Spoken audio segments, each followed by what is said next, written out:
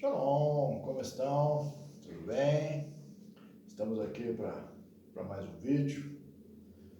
Mais uma semana se passou e mais uma semana começaremos, né? E espero que todos estejam bem, estejam debaixo da mão poderosa do Altíssimo.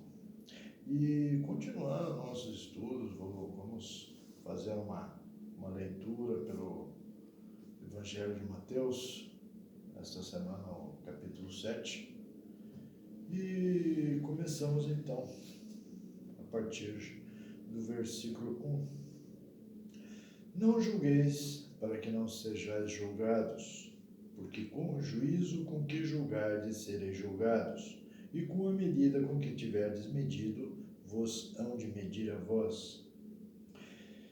Então, o versículo 1 diz: não julgueis para que não sejais julgados. E todos estamos diariamente sendo julgados, né? Por nossas palavras, por nossos atos, por nossas omissões. E no dia do juízo final também seremos julgados, né? Temos que tomar muito cuidado com respeito, né, a esses versículos isolados que muitos gostam de usar, né? Só quem pode me julgar é o Criador, né? Muitos dizem isso.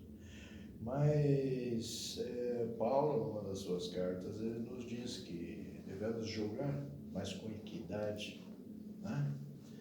E a propósito, essa faz parte, esse capítulo 7, né, do Evangelho de Mateus, faz parte do que é muito conhecido como o Sermão da Montanha, né?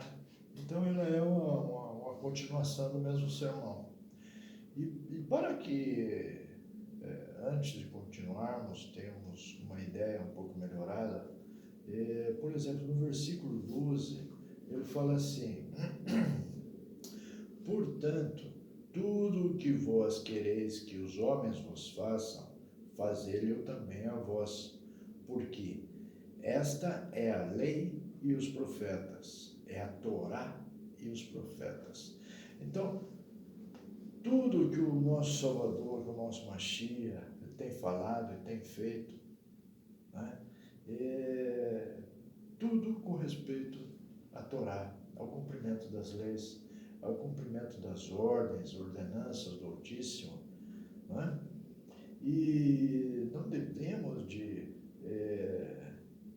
diminuir as palavras do nosso Salvador, né? Porque elas têm total autoridade sobre nós, né? Sobre nossas vidas. E temos que fazer as leituras, seja elas do Antigo Testamento, do Novo Testamento, sempre tendo a consciência de que a lei não foi abolida. Então, quando lemos com essa perspectiva, as nossas interpretações, elas são reais, elas são verdadeiras, elas se encaixam, né? E aí podemos ter uma melhor compreensão. Vamos ler o versículo 1 outra vez, né? Tendo essa perspectiva em mente, a lei não foi abolida, né? A Torá sigue vigente. Não julgueis para que não sejais julgados, porque com o juízo em que julgardes, sereis julgados, e com a medida que tiverdes medido, vos hão de medir a vós. E por que reparas tu no argueiro que está no olho do teu irmão, e não vês a trave que está no teu olho? Ou como dirás a teu irmão: deixa-me tirar o argueiro do teu olho, estando uma trave no teu? Hipócrita, tira primeiro a trave do teu olho, e então cuidarás de tirar o argueiro do olho do teu irmão. Não deis aos cães as coisas santas, nem deiteis aos porcos as vossas pérolas, para que não pisem com os pés, e voltando-se, e vos despedacem. Pedi, e dar-se-vos-á. Buscai, e encontrareis. batei e abrir-se-vos-á. Porque aquele que pede recebe, e o que busca encontra, e o que bate se abre. E qual dentre vós é o homem que, pedindo-lhe pão o seu filho, lhe dará uma pedra? E pedindo-lhe peixe, lhe dará uma serpente? Se vós, pois, sendo maus, sabeis dar boas coisas aos vossos filhos, quanto mais vosso Pai que estás nos céus dará bens aos que lhes pedirem. Portanto, tudo o que vós quereis que os homens vos façam, fazei-lo também vós, porque esta é a lei e os profetas. Entrai pela porta estreita, porque larga é a porta e espaçoso o caminho que conduz à perdição, e muitos são os que entram por ela. E porque estreita é a porta e apertado o caminho que leva à vida, poucos há que o encontrem. Acautelai-vos, porém, dos falsos profetas, que vêm até vós vestidos como ovelhas, mas interiormente são lobos devoradores. Por seus frutos os conhecereis. Porventura, colhe-se uvas dos espinheiros ou figos dos abrolhos? Assim, toda árvore boa produz bons frutos, e toda árvore má produz frutos maus. Não pode a árvore boa dar maus frutos, nem a árvore má dar frutos bons. Toda árvore que não dá bom fruto corta-se e lança no fogo. Portanto, pelos seus frutos os conhecereis. Nem todo o que me diz Senhor, Senhor entrará no reino dos céus, mas aquele que faz a vontade de meu Pai que estás nos céus. E qual é a vontade do Pai que está nos céus? Vamos ter uma ideia. Em João 6,38, está escrito assim: porque eu desci do céu, não para fazer a minha vontade, mas a vontade daquele que me enviou. Em João 9,31, ora, nós sabemos que Deus não ouve a pecadores, mas se alguém é temente a Deus, faz a sua vontade, a esse ele ouve. Em João 5, versículo 3, diz assim: porque este é o amor de Deus, que guardemos os seus mandamentos, e os seus mandamentos não são pesados. Dá para entender-se que tanto o amor como a vontade do nosso Criador é que cumpramos com a lei, com a Torá, não é? É muito complexo para alguns, né? Mas quando partimos do princípio de que a Torá, a lei sigue vigente, essas passagens, esses escritos, elas vão se tornando singulares, vão se tornando comuns, de fácil entendimento, né? No Salmos 40, versículo 8, Davi diz assim: deleito-me em fazer a tua vontade, ó Deus meu. Sim, a tua lei está dentro do meu coração. Qual a vontade do Pai? O que entendíamos que era a vontade do Pai? Alguns podem dizer, a vontade do Pai é que nós não venhamos a pecar, que não sejamos pecadores. Excelente, excelente. Uma vez que você compreende exatamente o que quer dizer pecado. E pecado nada mais é do que transgressão da Torá, da lei. Essa é a vontade do Pai. Né? Que não violemos a Torá.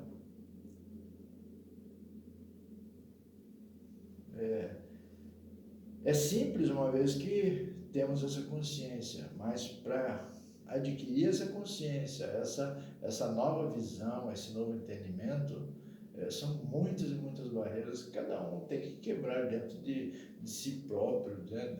Tantos anos e anos escutando as mesmas coisas dentro das igrejas, né? E de repente, opa, não é nada daquilo que estávamos pensando, né?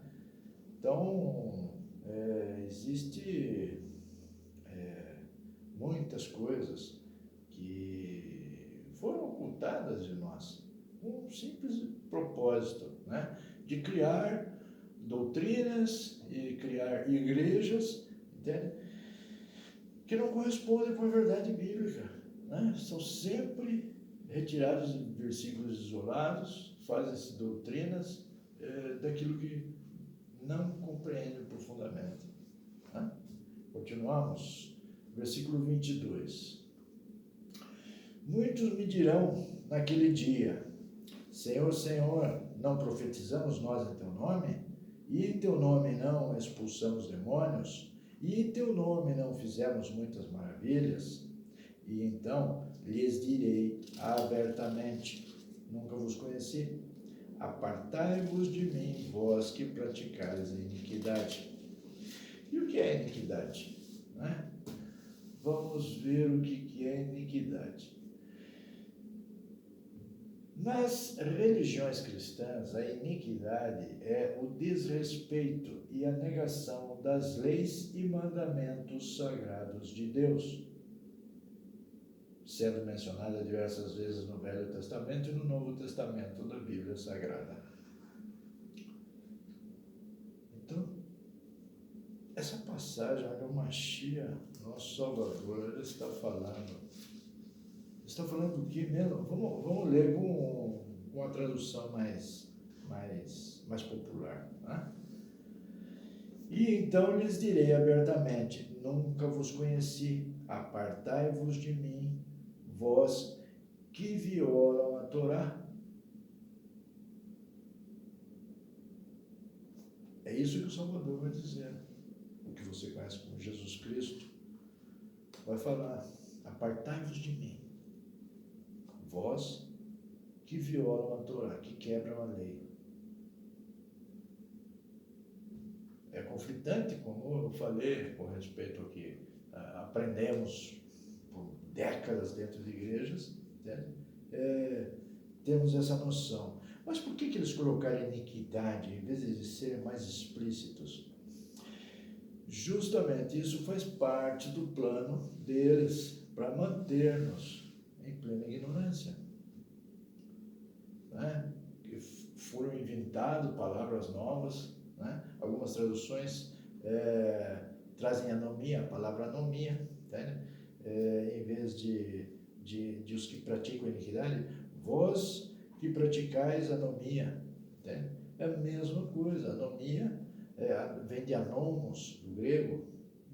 Depois eu colocarei a tradução do Strong nos comentários, né? para que possam dar uma olhada.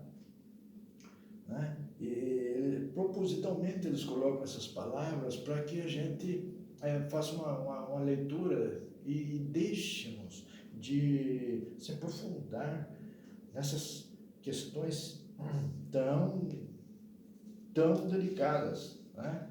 O nosso Salvador está falando claramente, né? Apartai-vos de mim, né? Vós que praticais a iniquidade. Eu não sou iníquo.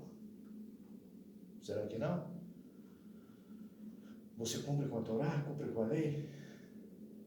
O que o nosso Salvador dirá a você, a mim, a nós, né? Quando chegar naquele momento? Será que ele vai dizer-nos para apartar-nos dele ou aproximar dele? Né? Está escrito, vai do nosso entendimento de buscarmos a verdade e a verdade nos libertar. Né? Porque enquanto estivermos de trás de líderes espirituais, né, que desvendam supostamente as Escrituras, né, nós estamos realmente doutrinados, hipnotizados pelas palavrinhas doces que eles têm, entende? E de transformar todas as passagens em doutrinas, em contos, né? Que nos metem, nos envolvem nesse emaranhado, né? Longe da verdade bíblica. Né? Realmente é isso que passa. Aí no versículo 24 continua: todo aquele, pois, que escuta essas minhas palavras e as pratica, assemelhá-lo-ei ao homem prudente, que edificou a sua casa sobre a rocha. E desceu a chuva, e correram rios, e assopraram ventos, e combateram aquela casa, e não caiu, porque estava edificada sobre a rocha. Aquele que ouve as minhas palavras e não cumpre, compará-lo-ei ao homem insensato. Então, como desde o começo eu tenho falado que faz parte, né, do Sermão da Montanha, né, tudo está interligado, né? E mais uma vez ele está falando, aquele que não cumpre com a lei, entende? Ele será considerado insensato, que edificou a sua casa sobre a areia.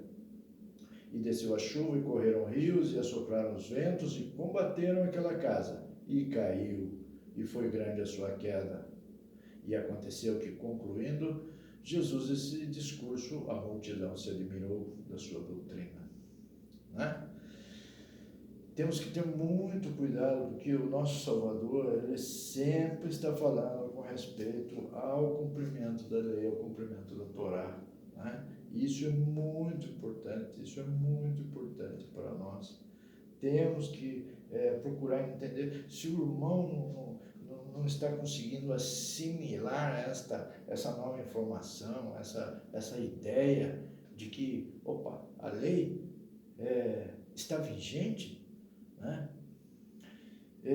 Os irmãos podem entrar em contato conosco. Eu sempre coloco nos comentários o link do canal O Reino.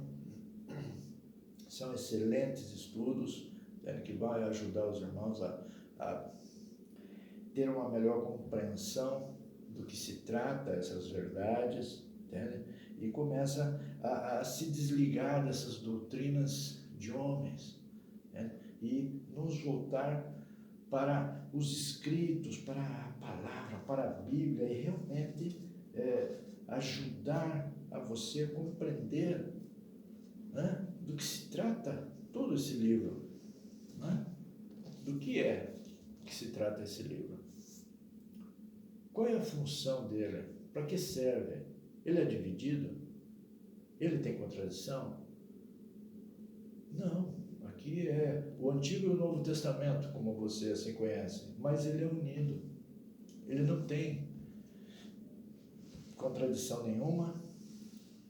Ele é completo e ele fala do começo ao fim. Muita gente pode falar, não, mas há interpretações que levam a acreditar que existe alguma diferença, que aleija isso, aleija aquilo. Mas eu convido os irmãos, por exemplo, acompanhar os vídeos lá do canal O Reino, né? E estudar. Ou então, que leiam, né? Pelo menos a Torá, que são os 5 primeiros livros da Bíblia. Né? Depois de ler esses 5 primeiros livros da Bíblia, aonde o nosso Criador instituiu as suas leis para que o seu povo as seguisse, depois de ter essa ideia, então que o irmão possa ir até o Apocalipse, capítulo 12, e veja que lá em Apocalipse capítulo 12 diz assim, que o dragão foi fazer guerra, né, contra quem tinha o testemunho do Mashiach, do nosso Salvador Jesus Cristo, e quem cumpria com as leis. Esse sim é inimigo do dragão. E o inimigo vai querer combater com essas pessoas que cumprem com a lei, com a Torá, e tem o testemunho do nosso Salvador. Então, o dragão, não está escrito que o dragão foi fazer guerra contra quem cumpria com a lei, ou contra quem tinha o testemunho do nosso Salvador. Não. O dragão não foi fazer guerra contra um ou contra outro. Né? O único inimigo do dragão né? É quem cumpre com as leis e tem o testemunho do Salvador. Esse sim é o inimigo do dragão. E é contra eles que o dragão vai se levantar ferozmente. E aí, como em Apocalipse, o último livro da Bíblia, está escrito isso. Outra passagem no Apocalipse também diz que Jerusalém tem 12 portas. Em cada uma das portas está escrito o nome de um patriarca das 12 tribos de Israel. E as pessoas terão que entrar por essas portas. Por qual porta você vai entrar? Se não está escrito porta para os gentios, ou porta de Jesus Cristo, Salvador, ou porta das nações, não está escrito nenhuma porta nesse sentido. São 12 portas. E cada uma das 12 está escrito o nome de um dos patriarcas. Por qual você vai entrar? Então, nos coloca numa situação delicada quando acreditam, não, só a graça me basta. Mas a porta da graça não tem nenhuma com esse nome lá na Jerusalém. Por qual porta você vai entrar? O dragão é seu inimigo?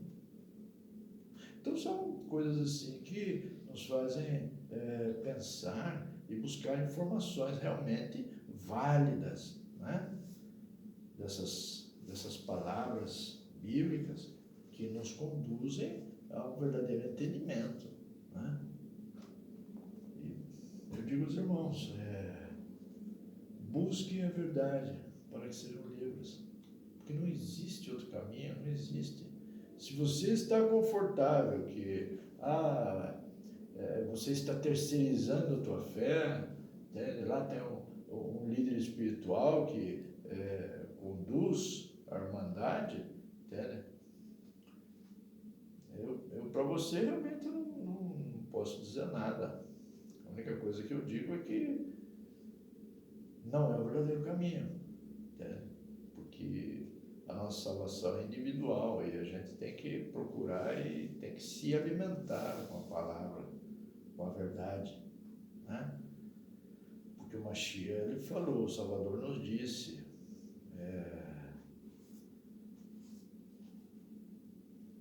que todos seremos livres em nome dele, todos seremos salvos em nome dele, né? Mas, como ele disse, eu sempre repito isso, lá em Lucas capítulo 6, né? Porque me chama Senhor, Senhor, e não fazem o que eu falo? Onde estamos nessa história, né? Estamos ouvindo ao nosso Salvador, que veio para nos salvar realmente, ou estamos ouvindo doutrinas de homens, né? É um ponto muito, muito interessante.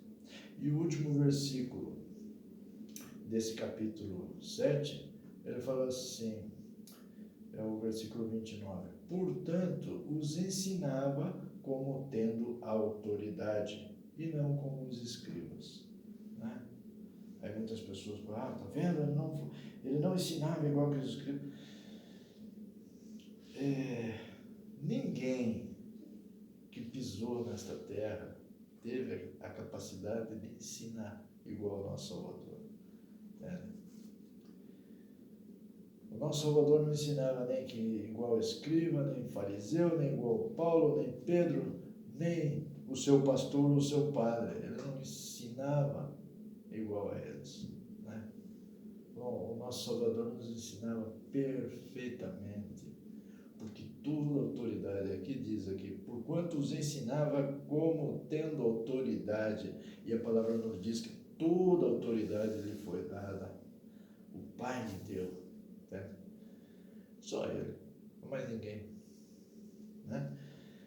Então temos que estudar com muito cuidado, com muito afinco, né? Com muito amor, entende? Buscar a interpretação das palavras, aquelas palavras que não entendemos, o que será mesmo, o que quer dizer aquilo ali? Vamos buscar para que realmente saímos desse engano, né? E essa palavra seja luz para o nosso caminho, né? Tá bom, irmãos? Esse é o capítulo de hoje. É um vídeo até um pouco curto, mas eu acho que é bastante. São doses homeopáticas, né? Um vídeo por semana, gota em gota enche o copo, né? Ou os irmãos realmente veem que existe alguma coisa, né, que nós devemos estudar mais, que existe contradição do que se ouve dentro das igrejas cristãs e do que se está escrito nessas palavras, entende? E os irmãos podem solucionar essas questões, né? Erradicar essas dúvidas, lendo a Escritura. Lendo a Escritura. Mais uma vez, eu comento que lá nos comentários eu deixarei o link do canal O Reino, entende? E são estudos muito, muito interessantes que que os irmãos podem receber daí, estudos embasados em Bíblia, versículos, passagens, interpretações, e tudo isso só vem ajudar a quem realmente está interessado, né? E quer sair do engano, né? Se alguns estão contentes no engano que estão, né? Não podemos fazer nada, mas se de repente lhe surgiu alguma dúvida, né, procure a palavra e a verdade vos libertará. Tá bom, irmãos? Amém? Que o nosso Criador abençoe grandemente você e toda a sua família, em nome do nosso Salvador, nosso Mashiach, nosso Yahshua HaMashiach, né? Que está sobre todo nome. Tá bom? Shalom, shalom.